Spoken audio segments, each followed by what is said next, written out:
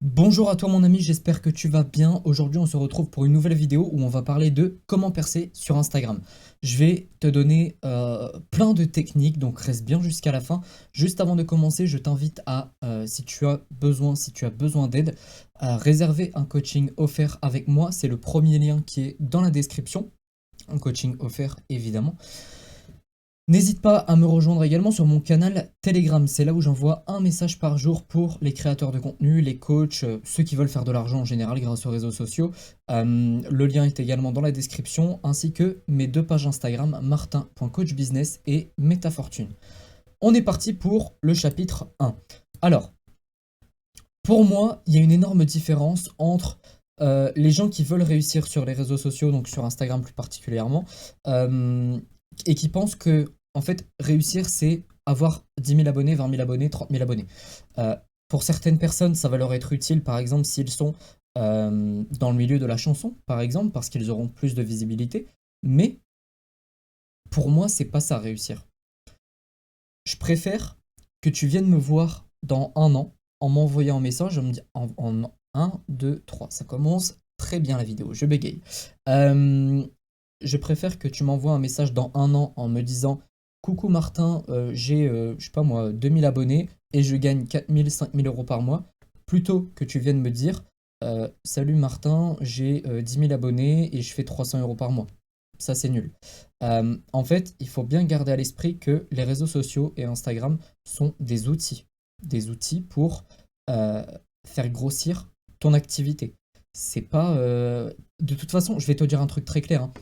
Si tu es sur cette vidéo pour avoir 10 000 abonnés et faire le malin devant tes potes, tu peux t'en aller. Tu peux t'en aller parce que j'aime pas les gens comme toi. J'aime pas les gens comme toi, je suis désolé d'être cru, mais c'est la stricte vérité. Et j'aime pas du tout les gens qui font du contenu juste pour avoir des abonnés. Alors, il y a certains qui n'ont juste pas pris conscience que, bah, en fait, c'est plus grand que ça, les réseaux sociaux. Mais il y en a qui le font vraiment pour faire juste les malins, en faisant une page humour, ils vont monter jusqu'à 50 000 abonnés, sauf que ça n'impressionne que les personnes influençables, et souvent les gros débiles. La réalité des choses, c'est que les gros comptes ne font pas d'argent. Les gros comptes Instagram à 50 000, 70 000 abonnés, je les connais très bien parce qu'ils sont tous dans mon coaching offert et ils n'arrivent pas à vendre. Pourquoi? Parce que quand tu veux vendre un produit sur... je vais te donner un exemple tout con, ok? Comment créer une page Instagram à succès, par exemple, ou comment créer un business sur Instagram, tu dois créer du contenu sur Insta par rapport à ça, par rapport à la création de contenu, par rapport au business. Or, les pages motivation, qu'est-ce qu'elles font? Elles vont donner de la motivation à plein de monde, donc une très large audience. Et en fait, la vérité, c'est que 99% des gens qui sont sur les pages motivation, qui sont sur les pages humour, qui sont sur les pages, je sais pas moi, inspiration, des trucs comme ça, ne sont absolument pas intéressés par les offres que ces pages proposent. Et ça, c'est une vérité et il faut en prendre conscience. Donc, ne sois jamais impressionné par une page qui a énormément d'abonnés. Ça ne veut rien dire. Ensuite, moi, ce que j'ai envie de te dire, c'est que la partie la plus difficile, c'est juste, la partie la plus facile, c'est justement de percer sur Instagram. Les trucs les plus difficiles, ça va être la vente, créer des formations, vendre un coaching, vendre une formation, vendre une prestation de service, etc., etc., fidéliser son audience. Mais monter en termes d'abonnés, c'est très simple. C'est vraiment, il y a pas de secret. Les gens qui te vendent des coachings juste pour percer sur Instagram et qui te vendent ça à 1000, 1500 euros, bah désolé de vous dire, mais vous. Enfin, ça n'a pas de sens. Ça n'a pas de sens. On va en parler un petit peu après. Chapitre numéro 2, on va parler un petit peu des bases chiantes. Qui veux-tu attirer? Si tu es coach sportif, tu vas attirer des personnes qui vont vouloir prendre tes programmes ou ton coaching, par exemple. Donc, en fait, qui vises-tu? Qui est ton avatar client? Est-ce que par exemple tu proposes des coachings pour aider les femmes à perdre de la graisse? Si c'est le cas, tu vas devoir créer du contenu par rapport à cette thématique-là, par rapport à cette problématique-là. Euh, donc c'est pour ça ici que j'ai dit homme ou femme, parce qu'en général on cible pas les deux en même temps, c'est très très rare. Ensuite, âge. Alors là, c'est bon, je vais mettre quand même attention. Parce qu'il y a des gens qui vont dire oui, moi je cible les femmes entre 20 et 25 ans, sauf qu'en fait il y a 30% de clients enfin de clientes du coup, qui auront plus de 40 ans. Donc il faut faire attention à ça, mais en fait pourquoi souvent dans les avatars clients on met l'âge, c'est surtout par rapport à sa façon de parler. Tu vas dire par exemple beaucoup moins de gros mots si tu parles à une audience qui a plus de 50 ans comparé à des jeunes de 20 ans par exemple. Problématique, donc je viens d'en parler, et ça va également dépendre de tes compétences. Si là, à l'heure actuelle, tu n'as pas encore lancé de business ou tu n'as pas encore créé de page Instagram, etc., bah, en fait, qui tu vas attirer, ça va dépendre de tes compétences et tes compétences qui vont régler un certain problème. Donc en fait, tant que tu n'as pas mis une compétence dans ta tête à te dire, ok, je fais ça, genre je fais de la prestation de service dans ce domaine-là, tu peux pas créer de contenu en fait. C'est pas logique sinon. On passe au chapitre 3. Les erreurs à ne surtout pas faire. Je vais boire un petit coup d'eau. Le follow and follow. Alors là, on est bientôt en 2023, il y a des gens qui font encore du follow and follow. Ça ne sert à rien, en plus tu risques de te faire ban ton compte, ça n'a aucun intérêt. Interagir avec d'autres comptes, il y a plein de coachs business, coachs Instagram qui disent allez commenter les posts des autres, allez liker, allez parler, non, non, non, ça sert à rien. Ça sert à rien, je sais pas qui a inventé ça, c'est nul, c'est nul. Je l'ai déjà fait pendant plusieurs semaines, ça n'a strictement rien changé. Et pas genre, c'est pas t'envoies des flammes, non, c'est tu mets des commentaires constructifs, etc. Ça ne marche pas. Identifier des grosses pages pour gagner en visibilité, ça ne marche pas non plus. Je vais pas épiloguer là-dessus 150 ans, ça marche pas, il faut pas le faire. Chapitre 4. Ton profil. Ton profil doit être à 100% optimisé parce que tu as à peu près 5 secondes pour transformer un visiteur en abonné. Donc tu dois vraiment rien laisser au hasard, mais vraiment rien. Ton nom d'utilisateur, il doit être simple, pas de tirets bizarres, pas de chiffres, etc. Ton nom, qui est ton nom normal, il doit être simple, ne t'appelle pas, je sais pas moi, Martin du 66, tu vois. Et attention, le nom d'utilisateur et le nom sont deux choses différentes, hein, fais bien attention. Donc pareil, ton nom doit être simple, ta photo de profil doit être claire et visible, parce qu'il y a des gens qui mettent des photos de profil, je vois même pas, genre je comprends pas en fait la photo. Pareil, il y en a qui mettent des logos. Les logos, attention, parce que quand tu mets par exemple du noir sur du bleu ou des choses comme ça, il se peut que ça ne se voit pas très bien. Donc toujours faire attention et avoir une belle photo de profil pour que ça reste dans l'esprit de tes prospects. Description, la description, bah en fait, tu dois dire qui tu es, ce que tu fais, ce que tu proposes, comment tu peux aider les gens. C'est tout. Si t'as pas compris ce passage, tu réécoutes.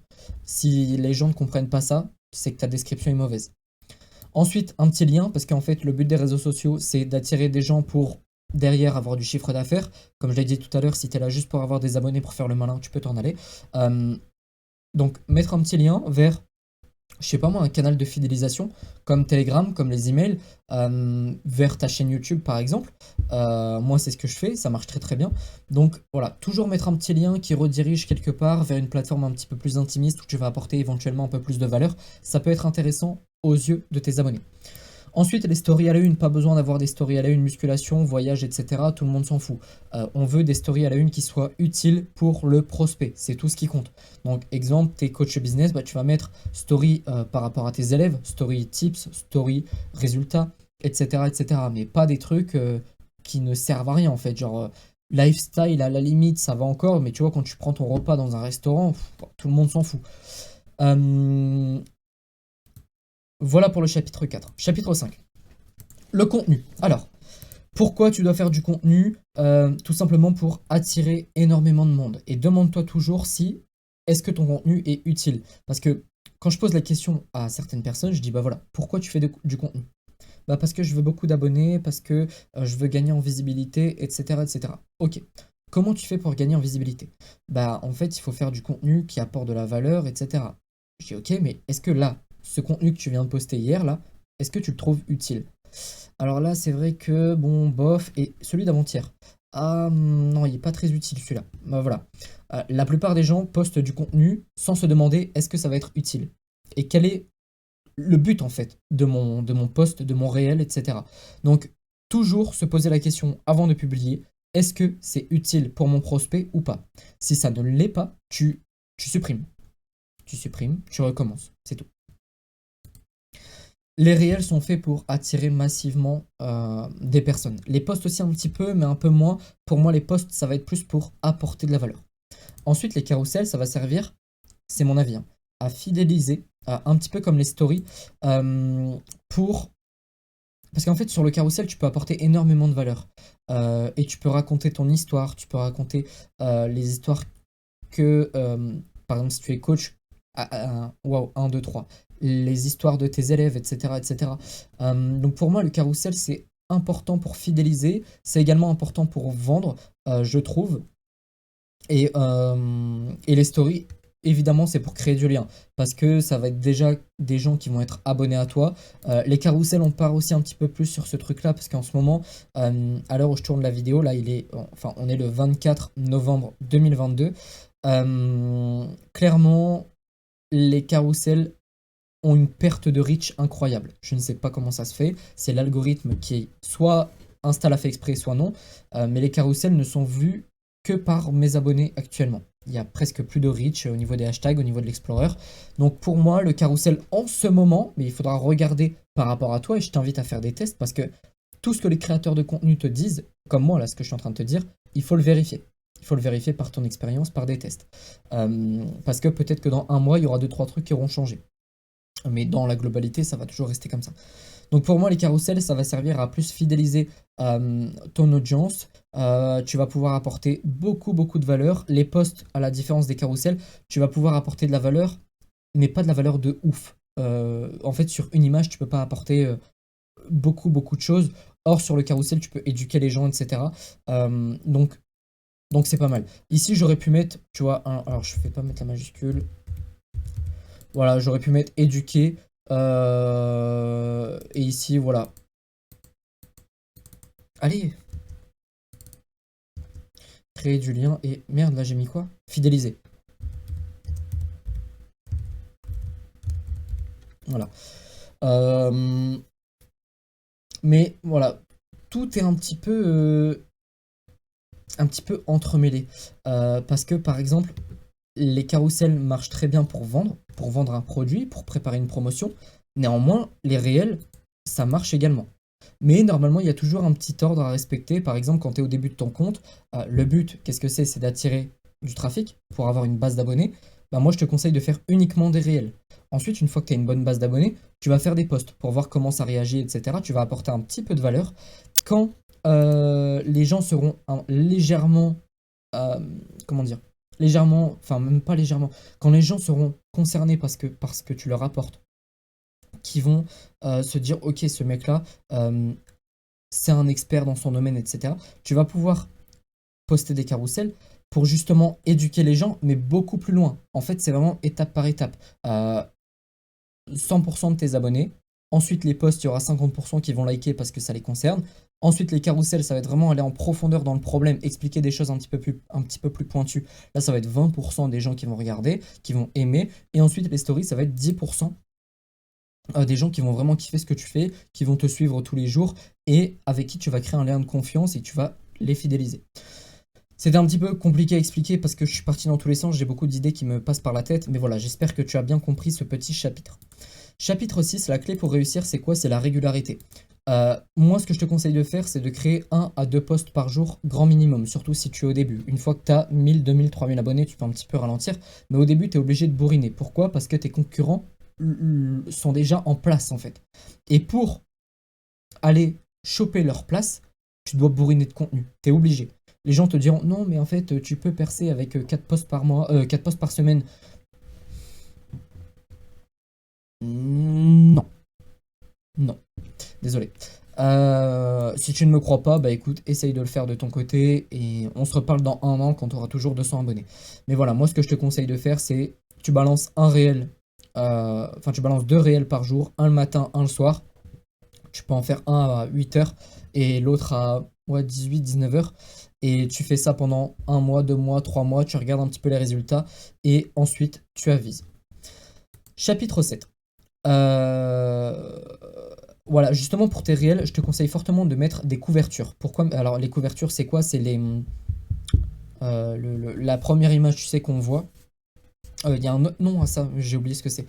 Mais c'est la première image qu'on voit sur ton feed.